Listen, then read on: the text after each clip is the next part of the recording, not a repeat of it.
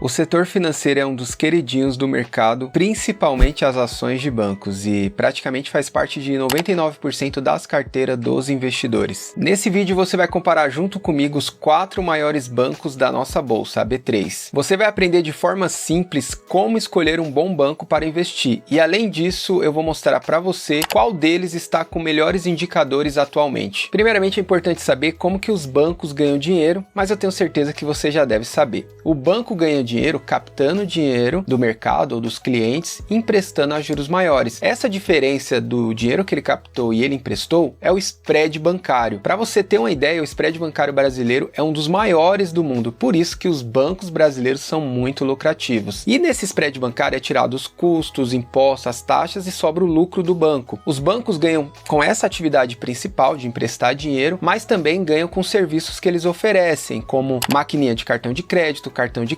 seguro, além de assessorias, consultorias de investimentos, que é uma área que está crescendo exponencialmente, e os bancos também estão investindo na parte digital. Então vamos analisar todos esses bancos de uma forma bem simples para você saber o que precisa ser visto antes de investir em um banco. O Bradesco é o primeiro banco da lista, foi fundado no ano de 1943 e conta com aproximadamente 2.900 agências espalhadas pelo Brasil. Um dos pontos principais de um banco é você saber a qualidade da sua carteira, e através da inadimplência a gente consegue ter uma base. No caso aqui da carteira do Bradesco, de 15 a 90 dias, teve uma melhora em todo o segmento. Empréstimo para pessoas físicas, micro, pequenas e médias empresas, grandes empresas. Agora, acima de 90 dias, desde junho de 2021 até junho de 2023, está tendo um aumento na inadimplência. Mas isso aqui não ocorreu só no Bradesco, ocorreu em outros bancos também. Mas aquele reporta, ó, que teve um aumento, a gente consegue ver aqui. Porém, no trimestre passado e nesse trimestre está tendo uma estagnação. Pode ser que venha a melhorar e é o que a gente vai ver mais à frente. E aqui o Bradesco responde porque ele espera uma melhora na sua carteira, na inadimplência, nos atrasos, porque essa safra nova já mostrou que está melhor do que a anterior. Aqui ele mostra alguns dados, ó. Cartão de crédito melhorou o atraso 50%, crédito pessoal 31% de melhora, veículo 58% de melhora, e ele mostra aqui do lado, como você consegue ver, que 53% da carteira é dessa safra nova, os outros 47% é da safra antiga, mas está tendo um aumento de 24 pontos percentuais no ano. Quando você quiser ver a receita de um banco, você vai para a margem financeira, que é a mesma coisa de receita. Então é a margem com o mercado e a margem com clientes. Foi de 16,6 bilhões nesse segundo trimestre e no ano tem um aumento de 1,2%. Outro indicador para você ver é o índice de Basileia. Do Bradesco está em 12,9%. O que significa esse indicador? Ele precisa estar acima do recomendado, que no caso do Brasil é 11% atualmente. E se ele está acima, está ok. E o que mostra esse indicador? Qual que é a alavancagem do banco? Por exemplo, o Bradesco... Meu nome? Eleco Trutado. Está em 12,9%. A cada R$100 que ele empresta, R$12,90 são recursos próprios do banco. Então, quanto maior, relativamente melhor, mas também não pode ser maior demasiadamente. Imagine um banco também que tem 40% de índice Basileia, ele não está alavancado, pode ser que ele não tenha um bom retorno também financeiro. E todos os bancos eu peguei as ações ordinárias, então são as que terminam com final 3, que dão direito ao acionista de tag along caso ele não esteja em nenhum nível de governança corporativa da bolsa. Isso eu acho muito interessante para quem investe por longo prazo. Mas aí você precisa ver, porque dependendo da ação preferencial, que são as que terminam com final 4, também dão direito aos acionistas de tag along, aí talvez faça sentido investir. No caso do Bradesco, a BBDC4, que são as ações preferenciais, ela tem uma maior liquidez em relação às ações ordinárias, que são as que a gente vai analisar, BBDC3. E o market cap do Bradesco, ou também chamado valor de mercado, está em 154 bilhões, ou seja, é uma blue chip, uma grande empresa da nossa bolsa, faz parte do índice Bovespa, que são as empresas que têm maior valor de mercado e uma alta liquidez. O free float dessa ação está em 62,46%,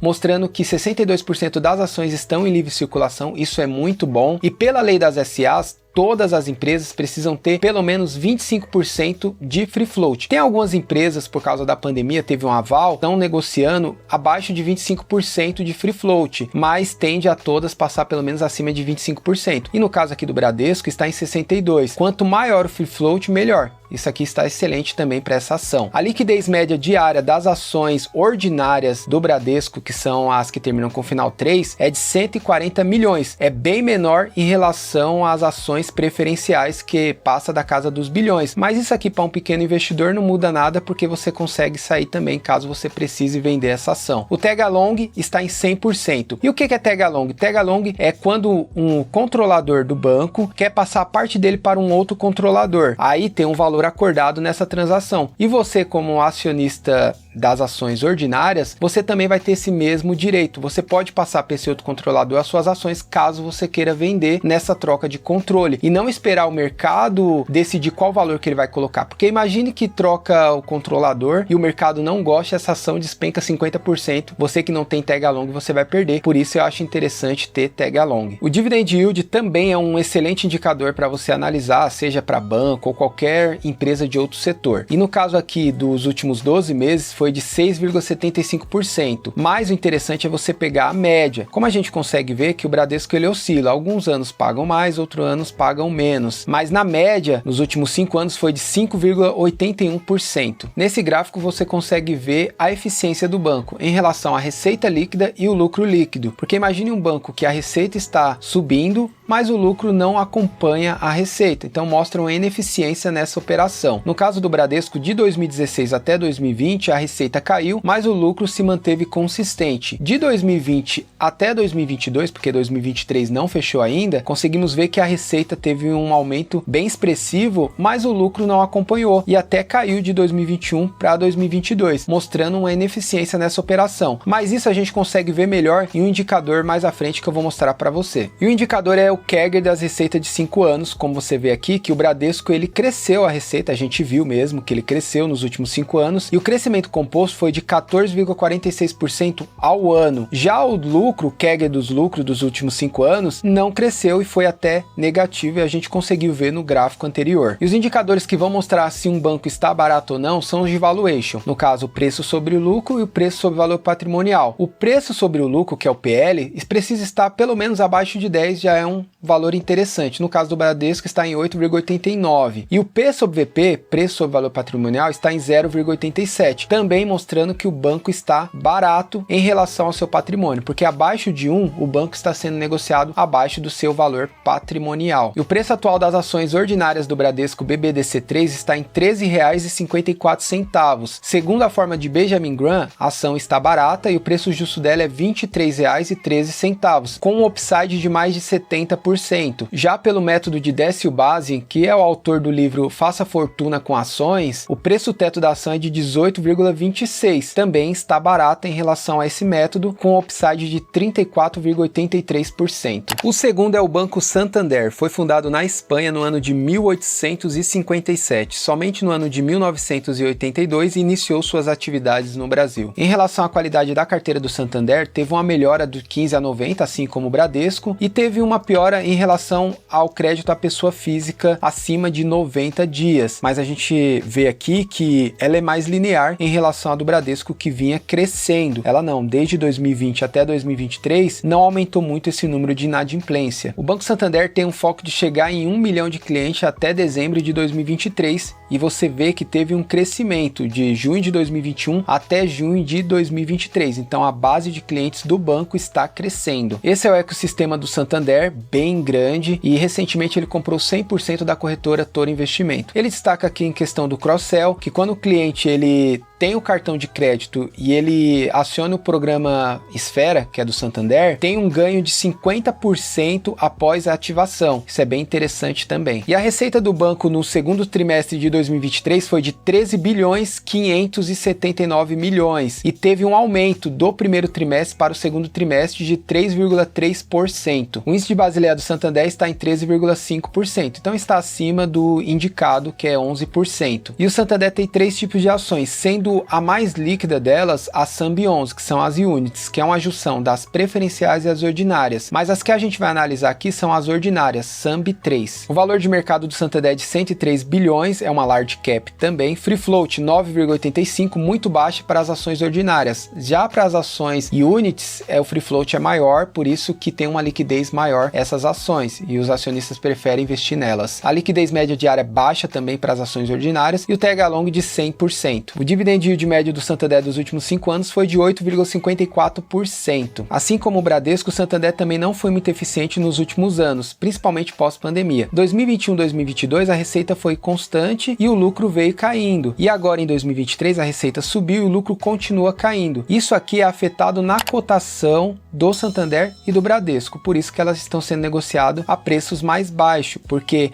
o resultado da empresa reflete na cotação. E o CAGR das receitas dos últimos 5 anos do Santander foi pior que o Bradesco, foi de 6,78%, um banco que não cresce também muito a receita e principalmente o lucro. O CAGR dos últimos 5 anos do lucro foi de menos 6,79%. Para os indicadores de valuation, o PL está em 10,91 e o P sobre VP está em 0,87. O preço atual da SAMB 3 está em R$ 13,10 e o preço justo em R$ 20,13, com upside de mais de 53%. E o preço teto da ação está em R$ 18,09, também com upside de 38%. O terceiro é o Itaú, sua carteira gira em torno de 55 milhões de clientes, sendo 12 milhões correntistas. A carteira de crédito do Itaú é excelente, eu gosto muito do Itaú, não é recomendação de compra ou venda, mas é um banco que eu gosto muito. 50% da carteira são de excelentes pagadores, 33% de bons pagadores e só uma pequena parcela de classe B, C, D, como a gente consegue ver aqui. O índice de inadimplência da carteira do Itaú só aumentou acima de 90 dias, assim como aconteceu com os demais bancos. E ele deixou bem destacado ali que isso aí aconteceu no Brasil, não só no Itaú especificamente. E o índice de Basileia do Itaú está excelente, em 15,1%. E como você faz o cálculo do índice de Basileia? Você vai pegar o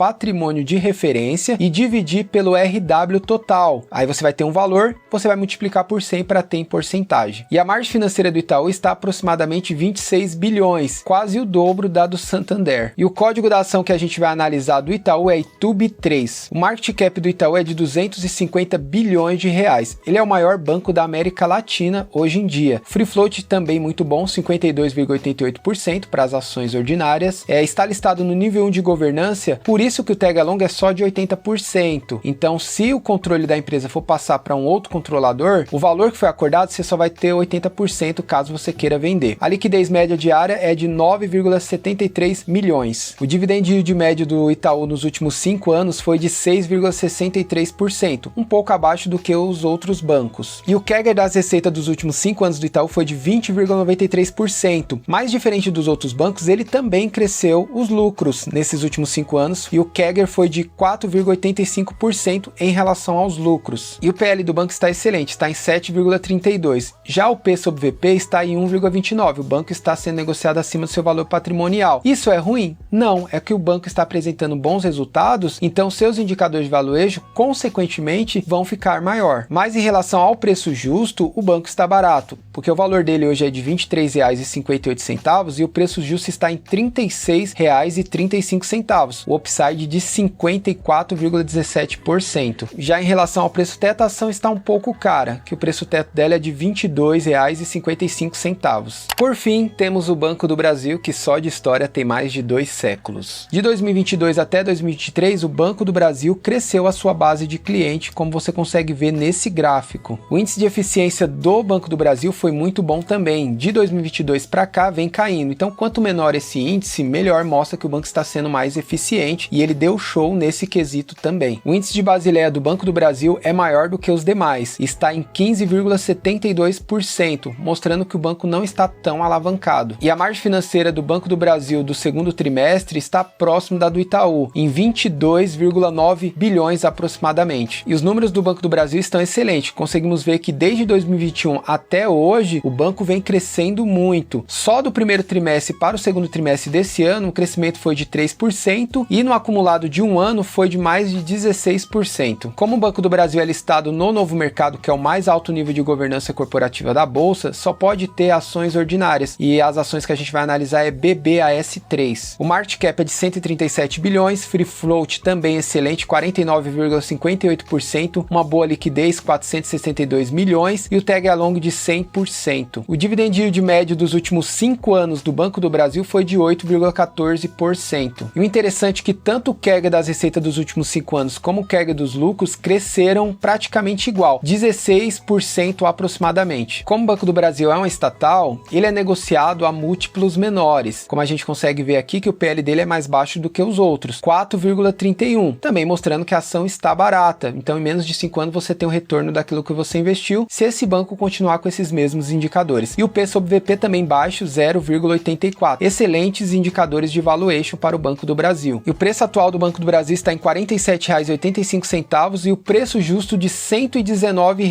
aproximadamente, um upside de 148%. Já em relação ao método de décimo base, a ação está praticamente no seu preço teto, R$ 49,10. E agora vamos comparar para ver qual desses bancos atualmente ganha em relação aos indicadores. No final desse vídeo eu vou deixar um card com um vídeo que eu gravei falando do setor elétrico. Então se você gostou desse vídeo, tenho certeza que você também vai gostar desse vídeo que eu gravei e você vai aprender como funciona o setor elétrico. Em comparação à rentabilidade, você vê aqui no gráfico que Itaú e o Banco do Brasil se destacaram em relação ao Bradesco e o Santander, que ficaram lá embaixo. Então nesses últimos 5 anos, o Itaú e o Banco do Brasil foram muito mais rentáveis. Em relação ao lucro, o Banco do Brasil se destaca à frente de todos, depois acompanhado de Itaú, e lá embaixo a gente tem o Banco Bradesco e depois o Santander. E quem ganhou em relação aos indicadores foi o Banco do Brasil, mas como você sabe tem aquele risco que eu mencionei no vídeo. E seguido de Itaú, Bradesco e Santander deixaram a desejar nesse primeiro momento. Mas isso você precisa analisar, não só olhar o passado, você precisa tentar projetar o futuro para ver se vale a pena você investir nesse banco ou não. Espero que você tenha compreendido como analisar um banco e ter mais facilidade quando você for ver um relatório gerencial e ir direto ao ponto, porque eu peguei os principais índices, indicadores para você ver, a carteira do banco, índice de Basileia, entre outros detalhes. Mas isso, com o passar do tempo que você for analisando relatórios, vai ser mais fácil. No início é difícil mesmo. Quando você pega um relatório gerencial de 162 páginas, você fica um pouco perdido nos números, onde você vai analisar, mas conforme você vai fazendo, isso vai ficando natural e fácil para você. Muito obrigado por ter assistido o vídeo até o final e espero você, futura e futuro investidor, em um próximo vídeo.